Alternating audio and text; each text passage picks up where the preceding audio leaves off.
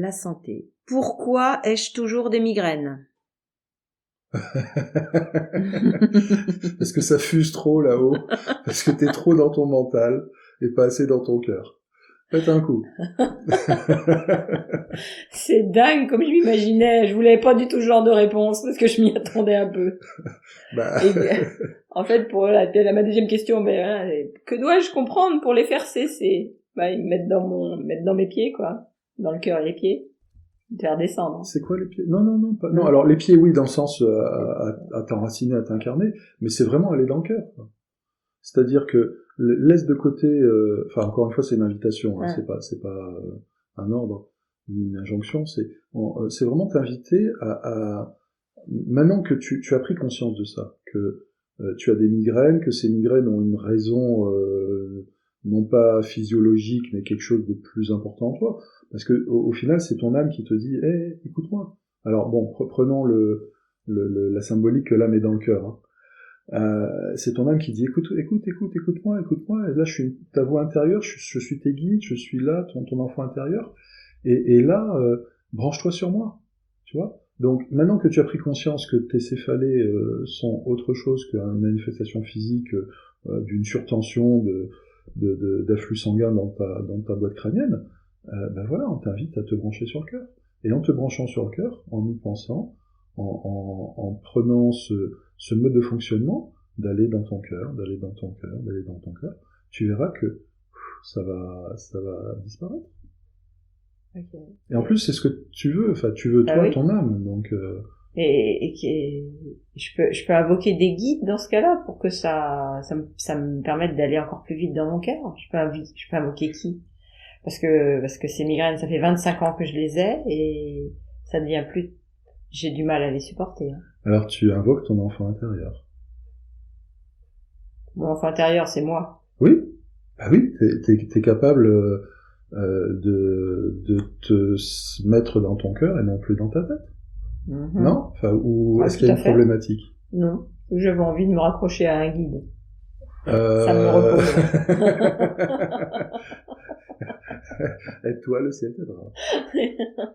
Non, parce que ce que je veux dire par là, c'est que sur ce sujet-là, c'est simple. Tu as vraiment la possibilité de le faire toute seule. Et en plus, c'est un exercice intéressant dans le sens où ça te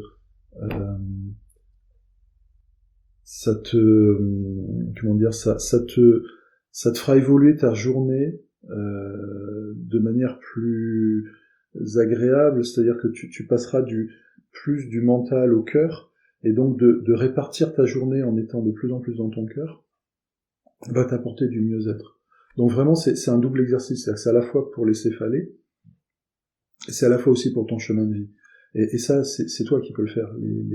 C'est toi qui peux prendre cette décision, toujours par rapport au libre arbitre, de te dire est-ce que je suis dans mon mental ou est-ce que je suis dans mon cœur.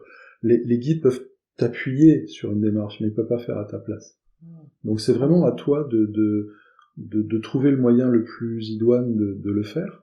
Voilà. Et après, tu peux le faire vraiment très simplement, c'est-à-dire à un moment donné, tu peux juste vraiment t'arrêter, te poser, et puis te dire j'arrête pendant 5 secondes ce que je suis en train de faire, et te centrer sur toi, fermer les yeux et te dire je me mets dans mon cœur.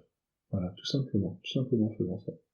Et tu verras que petit à petit, ça deviendra un fonctionnement habituel pour toi, d'être de plus en plus dans ton cœur. Alors tu peux commencer par des situations simples, par exemple quand tu es toute seule chez toi et que c'est au calme, parce qu'effectivement si tu te trouves dans une réunion au travail, c'est pas forcément aussi simple de le faire.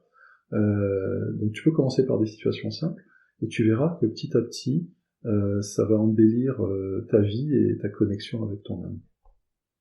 Mm-hmm. Ça te va? Oui. C'est pas un oui franc et massif. Alors vas-y, gratte. Ah non mais c'est juste que j'arrive à un stade où je suis épuisée par les migraines et que j'ai essayé peut-être pas de façon suffisante et suffisamment rigoureuse de faire ça. C'est pas une question de rigueur. C'est pas une question de rigueur, c'est une question d'implication. Ouais. Alors c'est pas un jugement, hein, Non, je comprends pas comme ça. et c'est facile à dire pour nous qui ne sommes pas incarnés. On vit pas la dualité que vous vivez, et puis vous avez une véritable difficulté à mettre en phase votre côté divin et votre côté terrestre incarné. C'est-à-dire vous êtes plutôt comme ça. Et donc tout l'exercice, enfin un des beaux exercices de la vie sur Terre, c'est justement à un moment donné d'arriver, de pouvoir mettre en phase les deux et en face, et que ça s'harmonise. Donc tu es sur ce travail-là. Chez toi, ça se manifeste par des céphalées, voilà, parce qu'il y a une manifestation qui a besoin d'être suffisamment physique et forte pour que tu en prennes conscience. C'est vraiment... Pardon ? C'est bien comme ça que je l'ai interprété. C'est vraiment quelque chose sur lequel on t'invite à aller, et qui rejoint un peu tout le reste, c'est-à-dire que mets-toi sur ce qui vraiment fait vibrer ton âme, et laisse de côté tes enfants, ta sœur, ta mère, le boulot, le ceci, cela. Alors quand je dis laisse, c'est pas abandonner, hein, c'est vraiment le faire dans la douceur, dans la progressivité, dans le lâcher prise, d'aller vraiment vers qui tu es véritablement, parce qu'en fait c'est ça le vrai truc. Et idem pour le mal au bras. Qu'est-ce que je dois mettre en place pour faire cesser les douleurs que j'ai dans le bras? Alors là, je vois l'autorité, le côté autoritaire. Ça te parle? C'est-à-dire que je suis trop autoritaire? Ouais, il y a un truc comme ça, je sens. Dans le côté, je dirige, enfin pas j'impose parce que c'est un peu fort, mais je suis la loi, je dirige, je montre, j'exige, je vois un truc comme ça. Ça te parle? Bah, j'ai un côté directif, oui, mais je me suis pris tellement de murs que j'avais l'impression qu'il était un petit peu quand même rabaissé, mon côté autoritaire. Alors, quand tu dis un petit peu rabaissé, dans tes paroles, ça veut dire que c'est pas... J'espère, oui, j'ai un côté autoritaire, mais j'ai vite fait, vis-à-vis de moi, je suis autoritaire. Enfin, ouais, c'est ça. Mais j'impose pas, bon, après, peut-être que Non, alors attends, c'est déjà le fait que tu aies dit que tu sois autoritaire vis-à-vis de toi, c'est QFD. Ouais. C'est-à-dire que moi, tu vois, on montre du coton, de la pommade, on t'invite à mettre de la douceur avec toi-même. Et tu as un niveau d'exigence qui entre guillemets, n'a pas lieu d'être, si tu veux. Enfin, ton niveau d'exigence ton niveau d'exigence peut se justifier dans une incarnation, dans un mental, dans une activité humaine qui appartiennent au passé. Aujourd'hui, tu n'es plus là. Même si effectivement ton boulot fait que il y a encore des ajustements par rapport à ça, et qui fait que tu as besoin de cette affirmation, de cette posture pour pouvoir être respecté dans ton travail. Utilise-le juste comme une carapace de fonctionnement vis-à-vis de ton boulot, et toi, à l'intérieur de toi, on t'invite vraiment à être douce avec toi-même, et c'est même pas du lâcher prise, c'est vraiment de la douceur, c'est-à-dire te mettre dans une situation de te faire plaisir, et non pas de te contraindre en te disant il faut que je fasse ci, il faut que je fasse ça, pour que par rapport à une question aussi de perception des autres de l'extérieur par rapport à qui tu es, et répondre à des standards. C'est-à-dire la bienséance. Ah oui. La bienséance veut que au niveau de ma famille je réagisse comme ça. La bienséance veut qu'au niveau de mon entreprise je réagisse comme ça. Voilà, ce genre de choses là. Bref, mais c'est pas vraiment le truc le plus important, c'est la douceur. Tu vois, je te vois te caresser le bras, t'apporter de la douceur, du réconfort, vraiment de l'amour et de la douceur. C'est-à-dire que il y a pas besoin d'être exigeante à partir du moment où c'est quelque chose qui aussi appartient au passé, et aujourd'hui tu n'as plus nécessité à fonctionner comme ça. L'amour et le cœur sont les deux mamelles de et vraiment on t'invite à aller là-dessus, c'est-à-dire ce côté exigence, comment dire, Pour reprendre par exemple l'exemple du violoncelle, ça peut être soit un côté très mental qu'on apprend de manière classique où il faut apprendre le solfège, il faut apprendre les accords, et donc tu répètes pendant des heures et des heures. Ça, c'est un côté exigeant. Et en fait, ce schéma-là, t'en as plus besoin. Toi, on t'invite vraiment à te brancher dans ton côté créatif, instinctif, tactile, en te disant je touche l'instrument, je le prends, il fait corps avec moi et on ne fait plus qu'un et je le touche et je l'effleure et je le caresse et il produit un son harmonieux et c'est ça qui me plaît, c'est ça qui me fait vibrer.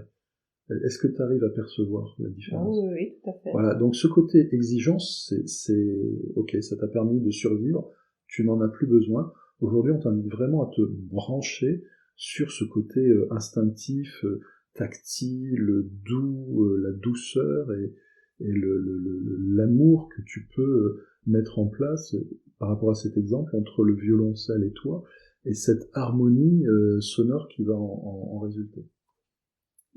Bien, merci. Alors, autre chapitre. Côté, je vais plus ça psy, je sais pas trop. Quelle est l'origine de la souffrance que j'ai dans le cœur depuis que je suis jeune? De pas te sentir à ta place. Ouais, c'est induit.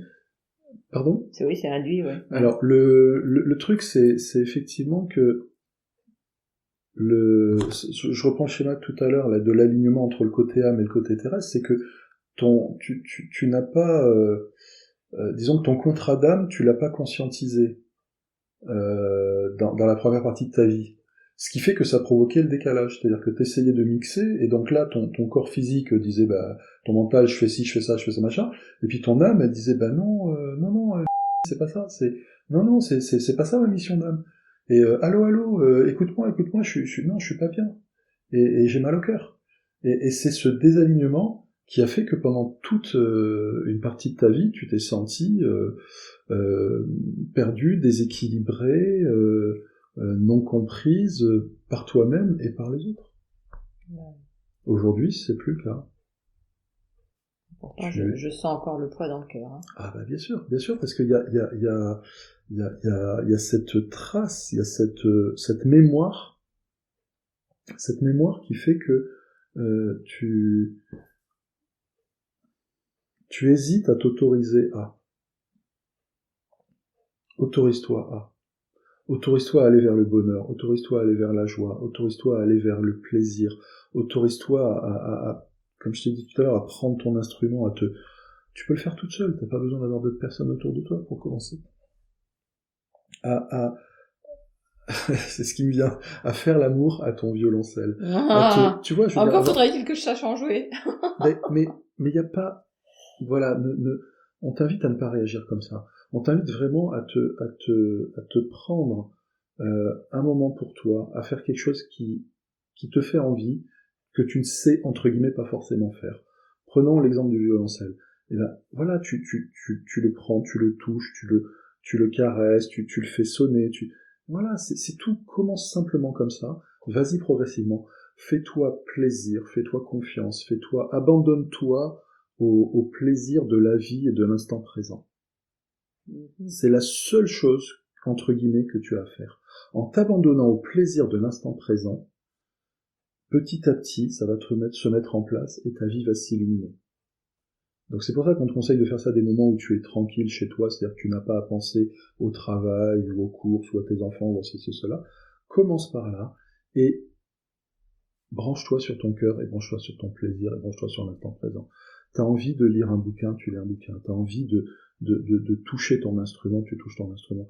T'as envie d'aller dans la nature, va te balader, et, voilà, respire, écoute les oiseaux, sens la chaleur du soleil, touche les arbres. Tu vois, c'est vraiment d'avoir ce côté sensuel et l'éveil de tous tes sens qui vont faire que tu vas vivre ton incarnation dans l'instant présent et que cet instant présent va t'apporter du plaisir et du bonheur, de la joie, dans une forme de décontraction, d'abandon de toi-même, de connexion à la nature ou à l'instrument ou au bouquin ou à la musique que tu vas entendre et qui vont réveiller en toi ce plaisir, cette joie. Et en faisant ça, ça te laissera complètement de côté le côté exigence, le côté rigide, le côté, enfin tout ce qui appartenait au passé. Et ça, c'est vraiment une mécanique qu'on t'invite à mettre en place, et tu verras que petit à petit, en te mettant dans ce type d'énergie, tu vas t'aligner avec ton âme, avec ton énergie, et que ta vie va devenir encore plus belle et merveilleuse. Mm-hmm. S'autoriser à. J'ai noté. Ouais. Ça résonne. Tant mieux.